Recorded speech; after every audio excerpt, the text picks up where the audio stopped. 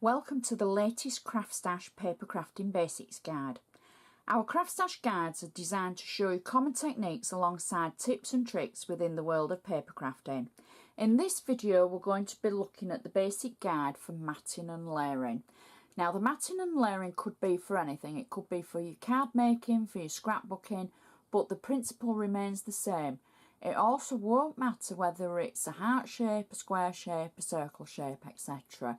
It's building up the layers using shapes to emphasise the item that you're creating. So I've got my Big Shot machine here and we're going to be using what are called nesting dies. Now nesting rectangle dies will create a matte and layered effect. So in this set there's various rectangles, there's 7 different ones at various sizes. These will all cut out your cardstock or your paper and create a difference in the layers that you make.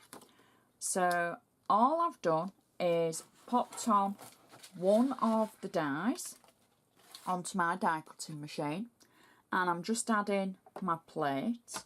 So I'm going to take it through the machine. Don't worry about those cracks, it's perfectly normal because it's the plates as they go through the rollers. I've got a Sizzix machine, so I'm using the full standard adapter closed up, and this is my matte and layer that I've just cut, and that could be for any card or scrapbooking projects, etc. So that was our biggest die out of the pack.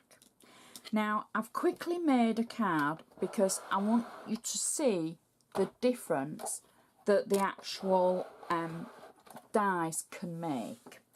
So I've made this card. It's a very quick card and I've used the tropical blooms from Craft Stash down the side, the stamps, and a happy birthday stamp in the middle. Now you're looking at that and you're thinking, yeah, that's okay, needs a little bit more. But if I was a beginner, it would be, oh, wow, that's a gorgeous card. Have you made that? So now I'm going to turn this card from something that's quite good into something that's, oh, that's really nice. So I've got a 6x6 inch card base. I've done exactly the same as I've done on the first one. I've stamped the blooms down the side using Stays On Midnight Blue.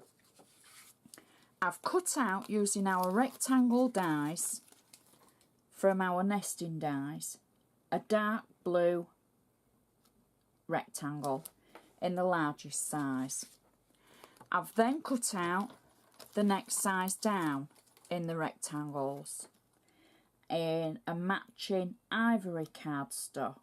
I should say the size of this card is a 6x4 inch card. I've then cut out another layer of the blue card in the rectangle and then an ivory layer.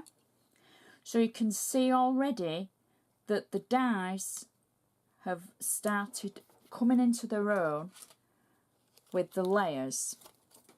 So this is another blue layer, and then the final layer is the layer where I've just stamped it as well, and I'm adding the sentiment on the top. I'm trying to add it straight. There we go.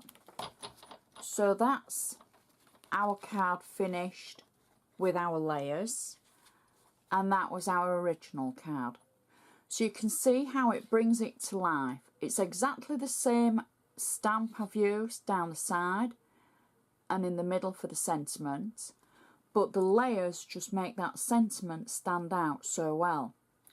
Now it doesn't have to be for plain cardstock. You could use them for your pattern papers, for using them with your toppers, for creating a background. You could use them to make frames. They don't have to be rectangles. If you've got the circles, the hearts, etc., you could make heart-shaped frames if you use maybe 2 together. but the options are there. Matting and layering makes anything stand out on your project. I think it's just one of the most simplest things to make a card go from good to great. So I would just recommend any matting and layering dies, whatever size you can purchase, because they will just come into their own on all your projects. So that's how to use matting and layering dies, and it's turning just a normal card into something really special. So I hope this has given you an idea of how you can use the matting and layering dies, and using any of your nesting dies as well. If you're looking for more inspiration, more ideas, please check out the Craft Stash website. There's so much more to see. There's so many other guides, tips and tricks that we're coming out with just to help you with your crafting. If you've got any questions, please let us know. And I'd just like to say thank you so much for watching, and we'll see you next time.